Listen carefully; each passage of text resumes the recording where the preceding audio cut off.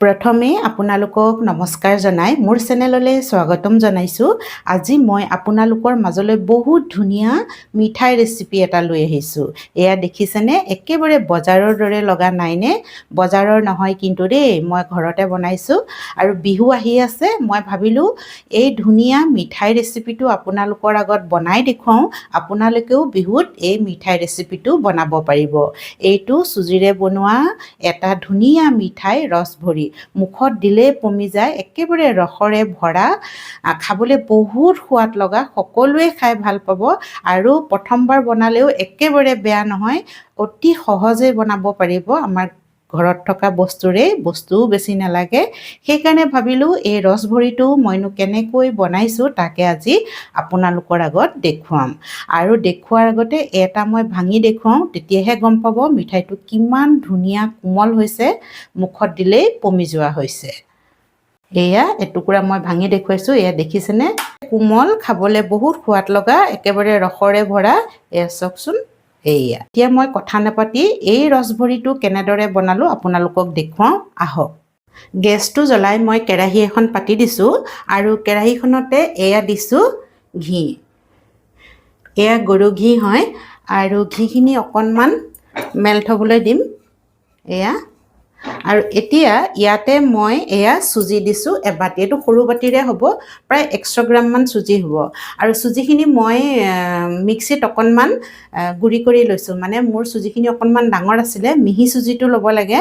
আৰু যদি মিহি চুজি নাথাকে মিক্সিত অকণমান পিচি ল'লেই হ'ব। এয়া দেখিছেনে, গুড়ি লাগিছে।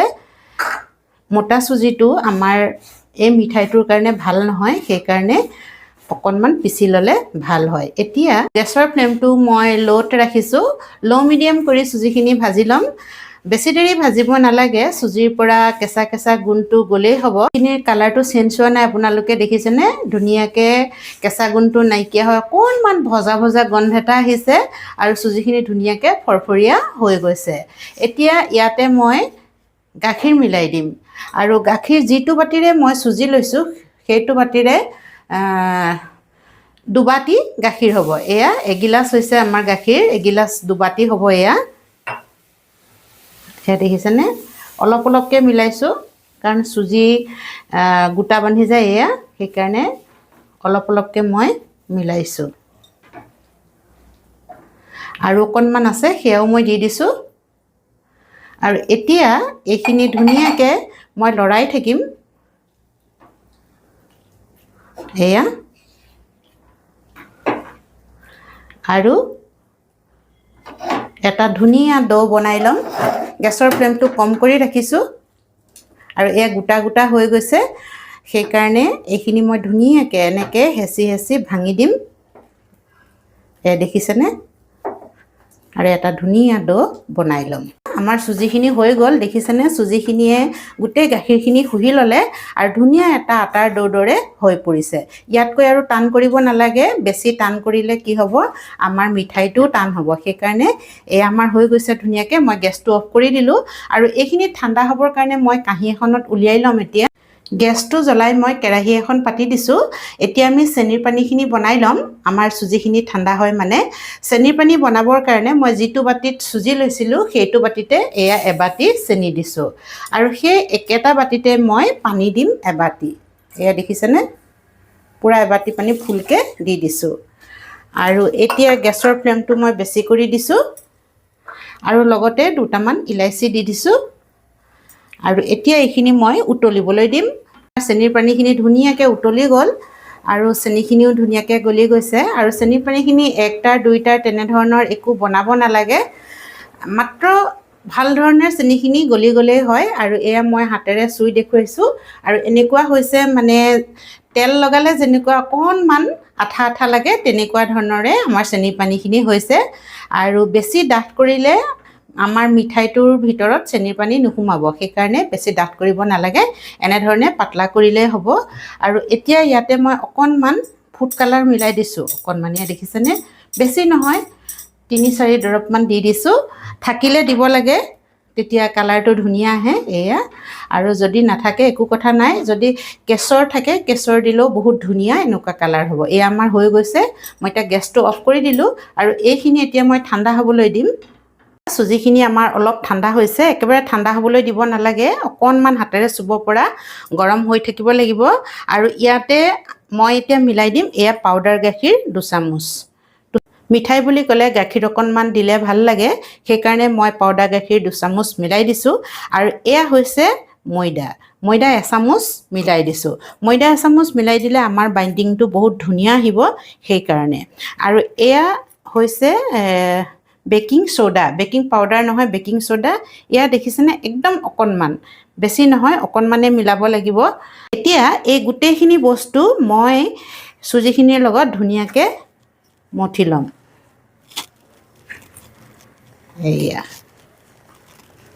যেনেদৰে আমি ৰুটি বনাবৰ কাৰণে আটাখিনি খুব ধুনীয়াকৈ মঠি লওঁ, ঠিক তেনেধৰণেই এই বস্তুখিনি ভাল ধৰণেৰে মঠি ল'ব লাগিব যাতে একেবাৰে মিহি হয়। চুজিখিনি খুব ভালদৰে মঠিব লাগিব দেই, তেতিয়াহে আমাৰ মিঠাইটো কোমল হ'ব। এয়া দেখিছে নহয়। আৰু যদি হাতত লাগে তেতিয়া অকণমান ঘিউ হাতত লগাই ল'ব। মই এয়া আমাৰ চামুচখনত থকা ঘিউ অকণমান হাতত লগাই লৈছোঁ। এয়া ঘিউ দিব নালাগে বাৰু, মোৰ চামুচখনত লাগি আছিলে সেইকাৰণে মই এয়া লগাই লৈছোঁ। ইয়াতে দি দিছোঁ আৰু আকৌ এবাৰ দেখিছেনে একদম ধুনীয়াকৈ আমি একদম খুব ভালদৰে মঠিব লাগিব, তেতিয়াহে আমাৰ মিঠাইটো ভাল হ'ব। যদি আমি মিঠাইটো ভাল হ'বলৈ লাগে তেতিয়াহ'লে এনেদৰে কোমল আৰু মিহিকৈ মঠি ল'লে তেলত দিলে নাফাটে। এইটো বহুত ডাঙৰ টিপছ হয়। কেতিয়াবা আমি গোলাপ জামুন বনালে বা যিকোনো মিঠাই বনালে কি হয়, তেলত দিয়াৰ লগে লগে ফাট মেলি যায়, নহয়নে বাৰু? সেইকাৰণে আমি এতিয়াই যেতিয়া আমি মঠিম তেতিয়া খুব ভালদৰে মঠি ল'ব লাগিব। এয়া দেখিছেনে, এয়া মই বহুত ধুনীয়াকৈ মঠি ল'লোঁ আৰু আপোনালোকক দেখুৱাইছোঁ। এয়া মই হাতেৰে এনেকৈ হেঁচি দেখুৱাইছোঁ, দেখিছেনে? বেছি টানো হোৱা নাই আৰু কোমলো হোৱা নাই। বেছি টানো কৰিব নালাগে আৰু একেবাৰে কোমল কৰিব নালাগে। যদি টান হয় তেতিয়া আপোনালোকে অকণমান গাখীৰ দি ভালকৈ মুঠি ল'ব, তেতিয়া অকণমান কোমল হ'ব। আৰু যদি কোমল হয় তেতিয়া অকণমান ময়দা মিলাই দিব, বা পাউডাৰ গাখীৰে হওক ময়দাই অকণমান মিলাই দি এনেকুৱা এটা কৰি ডো বনাই ল'ব লাগিব। বেছি টানো নহয়, বেছি কোমলো নহয়। এতিয়া আমি বনাই যাম। ডাঙৰ সৰু কিমান কৰে সেইটো আপোনালোকৰ কথা। মই এয়া অকণমান লৈছোঁ, ইয়াৰে লৈ পেলানি প্ৰথমতে হাতেৰে ধুনীয়াকৈ গোল বনাই ল'ম এটা। মই এটা লাডু বনাই ল'লোঁ, এয়া দেখিছেনে? আৰু এতিয়া এই লাডুটো অকণমান মই এনেকৈ হেঁচি দিম। এয়া চাওকচোন, এনেদৰে মই বনাম। এয়া বনাবলৈ একেবাৰে সহজ আৰু আপোনালোকে দেখিছেনে ক'তো ক্ৰেছ অহা নাই, ফাট মেলা নাই। এনেধৰণৰ মিহি হ'ব লাগিব, তেতিয়াহে আমাৰ মিঠাইটো ৰসভৰিটো খাবলৈ বহুত ধুনীয়া হ'ব আৰু কোমল হ'ব। মই আৰু এটা বনাই দেখুৱাওঁ আপোনালোকক। আৰু অকণমান ল'লোঁ, মই কৈছোঁৱে ডাঙৰ সৰু কিমান ডাঙৰ কৰে সেইটো নিজৰ কথা। আৰু এনেদৰে ঠিক আগৰ দৰে ধুনীয়াকৈ গোল বনাই লৈছোঁ। দেখিছেনে কিমান ধুনীয়াকৈ গোল হৈছে, ক'তো ক্ৰেছ অহা নাই। এতিয়া অকণমান হেঁচা এটা মাৰি দিম। এয়া চাওক, এনেদৰে এয়া মই দুটা বনাই আপোনালোকক দেখুৱালোঁ। আৰু এতিয়া গোটেইখিনি মই এনেদৰে বনাই ল'ম। বোৰ বনাই হৈ গ'ল আৰু মই আপোনালোকক এটা ওচৰৰ পৰা দেখুৱাইছোঁ। বহুত বেছি ডাঠ কৰা নাই আৰু একেবাৰে পাতলো কৰা নাই। বেছি ডাঠ কৰিলেও বেয়া আৰু একেবাৰে পাতল কৰিলেও বেয়া, সেইকাৰণে এনেকুৱা মিডিয়াম চাইজতে বনাই লৈছোঁ। ধুনীয়াকৈ মোৰ হৈ গৈছে। আৰু এতিয়া এইখিনি ভাজিব লাগিব। গেছটো জ্বলাই মই কেৰাহীখন পাতি দিলোঁ আৰু তাতে এয়া মই ৰিফাইন তেল দিছোঁ। আৰু তেলখিনি মই ভালদৰে গৰম হ'বলৈ দিম আৰু গেছৰ ফ্লেমটো মই মিডিয়াম কৰি থৈছোঁ। তেলখিনি আমাৰ গৰম হৈ গৈছে আৰু এতিয়া মই সৰু এটা দি চাইছোঁ। সৰু পেৰাটো ধুনীয়াকৈ ভাজ খাই গৈছে আৰু ফুলিও গৈছে ধুনীয়াকৈ। এতিয়া আমি বুজিছোঁ যে আমাৰ তেলৰ গৰম ঠিকেই আছে। এনেধৰণেৰে আমি তেলখিনি গৰম কৰি ল'ব লাগিব। প্ৰথমতে ল'ত ৰাখিলে নহ'ব দেই, ল' ফ্লেমত ৰাখিলেও নহ'ব আৰু তেলখিনি কম গৰম হ'লেও নহ'ব। এয়া ধুনীয়াকৈ হৈছে, দেখিছেনে ক'তো ফাট মেলা নাই। সেইকাৰণে মই এটা প্ৰথমতে চাই লৈছোঁ, যদি ফাট মেলে তেতিয়া আকৌ ধুনীয়াকৈ এবাৰ মঠি ল'লোহেঁতেন। এতিয়া মই এটা এটাকৈ দি যাম। এয়া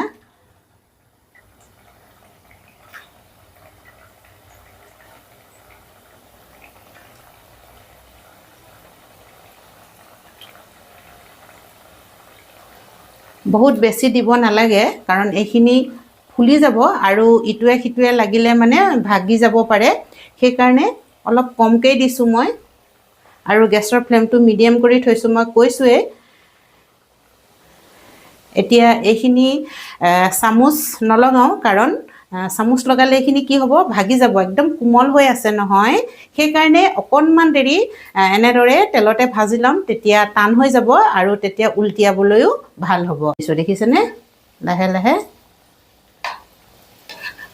সেইকাৰণে বহুত বেছি ডাঙৰকৈ বনোৱা নাই অলপ সৰু সৰুকৈ বনাইছোঁ যাতে এবাৰ উল্টিয়াই দিলে দুবাৰতে আমাৰ হৈ যায় এয়া চাওকচোন ধুনীয়াকৈ মই উল্টিয়াই দিলোঁ আটাইকেইটা আৰু এতিয়া ধুনীয়াকৈ ৰঙচুৱাকৈ প্ৰথমতে ভাজি ল'ম দুইটা সাইড এয়া আমাৰ দুইটা সাইড ধুনীয়াকৈ ৰঙচুৱাকৈ ভজা হৈ গৈছে আপোনালোকে দেখিছেনে আৰু ভাজোতে আমি এটা কথা মন কৰিব লাগিব যে আপোনালোকে যদি ভাবে ৰংটো বেছি ডাৰ্ক কৰো এনেদৰে ভাজি ল'ব লাগিব এয়া ইয়াতকৈ অকণমান বেছি ভাজিলেও একো নহয় তেতিয়া ৰংটো একদম ধুনীয়া ডাৰ্ক হ'ব আৰু যদি ভাবে নহয় আমি বেছি ডাৰ্ক নকৰো তেতিয়াহ'লে ইয়াতকৈ অকণমান ৰংটো কম হৈ থাকোতে তেলৰ পৰা উঠাই ল'ব লাগিব মই ধুনীয়াকৈ অকণমান ৰঙচুৱাকৈ ভাজি লৈছোঁ তেলৰ পৰা ধুনীয়াকৈ উঠাই ল'ম আৰু এটা কথা মন কৰিছেনে একদম ফুলি গৈছে আমাৰ পেৰাকেইটা ধুনীয়াকৈ ফুলি গৈছে এয়া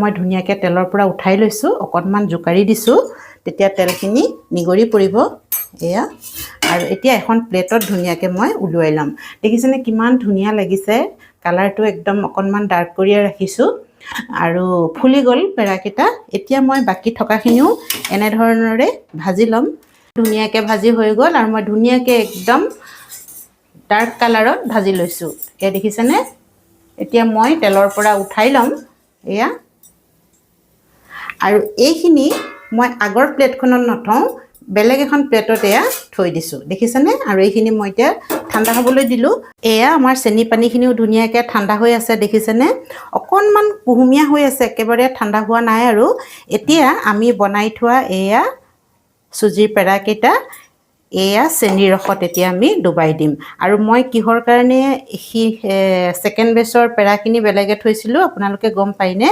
গৰমে গৰমে চেনিৰ পানীত ডুবাব নালাগে সেইকাৰণে মই সেইখিনি বেলেগে থৈছোঁ কাৰণ বহুত গৰম হৈ আছে আৰু এইখিনি এয়া ঠাণ্ডা হৈ গ'ল এয়া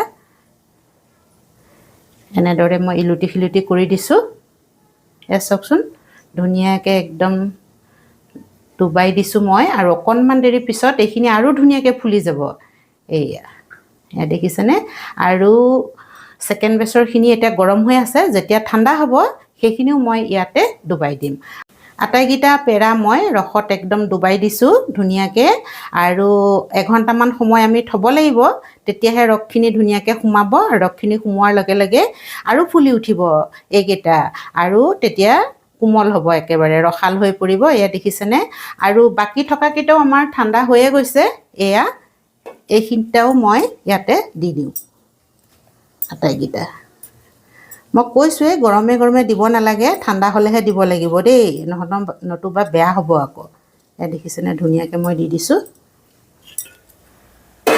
আৰু এনেকুৱা বহল এখন ল'লে ভাল তেতিয়া গোটেইখিনি একেলগতে হ'ব এয়া দেখিছেনে মোৰ ধুনীয়াকৈ একেলগে হৈ গৈছে আৰু এইখিনিও মই উল্টিয়াই দিছোঁ যাতে ধুনীয়াকৈ একদম ৰসত ডুবি থাকে দুইটা সাইড আৰু এবাৰ মাজতে মই ইলুটি খিলুটি কৰি দিম এতিয়া মই এনেদৰে থৈ দিম আৰু ওপৰতে ঢাকোনখন লগাই দিওঁ কিবা কিবি পৰিবও পাৰে এঘণ্টামান থ'ম এঘণ্টামানৰ পিছত মই আপোনালোকক দেখুৱাম এয়া দেখিছেনে মিঠাইবোৰ চেনিৰ ৰসত একেবাৰে ফুলি আছে মই আপোনালোকক প্লেটত উলিয়াই ধুনীয়াকৈ দেখুৱাম এতিয়া ওচৰৰ পৰা দেখুৱাবৰ কাৰণে মই বেলেগে এটা প্লেটত সজাই দিছোঁ এয়া ইয়াতো অকণমান ৰস এয়া দি দিছোঁ দেখিছেনে এতিয়া মই ইয়াৰ ওপৰত অকণমান ড্ৰাই ফ্ৰুট দি দিম ড্ৰাই ফ্ৰুট দিলে দেখিবলৈও ধুনীয়া লাগিব আৰু খাবলৈও ভাল লাগিব যিকোনো ড্ৰাই ফ্ৰুট আপোনালোকে দিব পাৰে ঘৰত যি থাকে তাকে মই এয়া পিস্তা হয় অকণমান ভাঙি 2-4টামান দি দিছোঁ দেখিছেনে কিমান ধুনীয়া লাগিছে ড্ৰাই ফ্ৰুট ওপৰত দি দিয়াৰ কাৰণে একেবাৰে হোটেলৰ মিঠাইৰ দৰে লাগিছে নহয়নে বাৰু